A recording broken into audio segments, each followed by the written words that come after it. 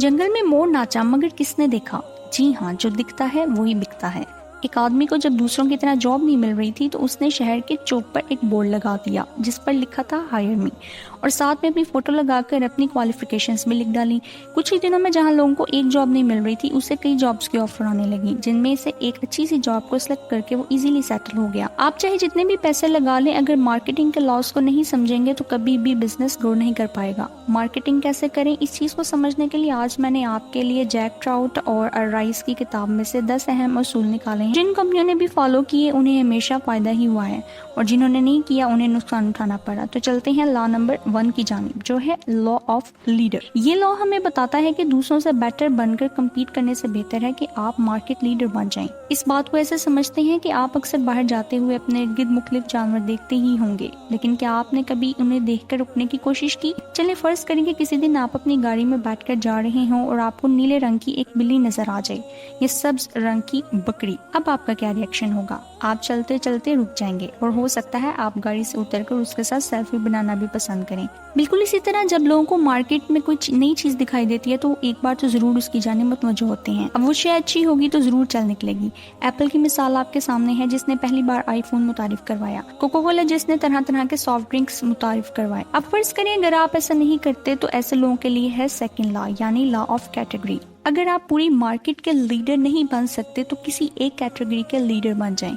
इस दुनिया में बहुत सी वुमेन प्राइम मिनिस्टर्स होंगी, लेकिन बेनजीर क्यों मशहूर हुई? क्योंकि वो आलमी इस्लाम की पहली खतून वज़ीर आज़म बनी। IBM पहली कंप्यूटर कंपनी थी, लेकिन डेल क्यों मशहूर हुआ? क्योंकि वो पहला कंप्यूटर था जिसने फोन के जरिए से खुद को मुतारिफ करवाया और देखते ही देखते एक पहचान हासिल कर ली। नंबर 3 पे आता है लॉ ऑफ माइंड। ये लॉ बोलता है कि ये भी जरूरी नहीं कि आप मार्केट में पहले हों, लेकिन आपकी प्रोडक्ट का नाम लोगों के जहन में पहले आना चाहिए। गूगल सर्च इंजन तो बहुत से हैं, लेकिन जब भी कोई चीज सर्च करनी हो आपके जहन में सबसे पहले गूगल का ही नाम क्यों आता है? घर में कुछ भी पकाना हो और आपको भूख लगी हो तो सबसे पहले आपके जहन में क्या आएगा? मैगी। क्यों? क्योंकि इसने अपनी एड्स के जरिए हमारे जहनों में ये बात अच्छे से बिठा दी है कि ये सिर्फ 2 मिनट में तैयार हो जाती है। इस तरह से हमें पता चलता है कि अपनी प्रोडक्ट को लोगों के जहनों में किस तरह से बिठाना है। नंबर 4 पे आता है लॉ ऑफ परसेप्शन, यानी अपनी प्रोडक्ट की अहमियत लोगों के दिल में बिठाना। स्टीव जॉब्स के एप्पल की ही मिसाल ले लेते हैं, जिसका नाम लेते ही जहन में आता है कि इस जैसा प्रीमियम, बेस्ट और हाई क्वालिटी मोबाइल शायद ही कोई और लेकर आए। कोई कंपनी चाहे कितना ही अच्छा मोबाइल क्यों ना बना ले, लेकिन लोग आईफोन को इसके मुकाबले में तरजीह देंगे। Number 5 law of focus. अगर मैं बोलूँ IBM तो पहला वर्ड कौन सा आपके माइंड में आएगा? Obviously computer. और अगर मैं बोलूँ इंटेल तो आप कहेंगे कंप्यूटर चिप्स। कुछ कंपनीज सिर्फ इस बात पर फोकस करती हैं कि उनके जहन में सबसे पहले आपका नाम आए। Law of exclusivity. ये लॉ हमें बताता है कि हमें दूसरों के अल्फाज को इस्तेमाल करने से परहेज करना चाहिए। बर्गर किंग कभी भी मैकडोनल्ड्स को कम्पीट नहीं कर सकता अगर वो सिर्फ उसके एक वर्ड यानी कि फास्ट को टेक ओवर करने की कोशिश करे। अगर वो दूसरों को ये बताने की कोशिश करेगा तो अल्टीमेटली लोगों का माइंड मैकडोनल्ड्स की ही तरफ जाएगा। इसी तरह से फेडेक्स कभी भी DHL के वर्ल्ड वाइड को टेक ओवर नहीं कर पाएगा, क्योंकि ये अब उसकी पहचान बन चुका है। Number 7 law of ladder.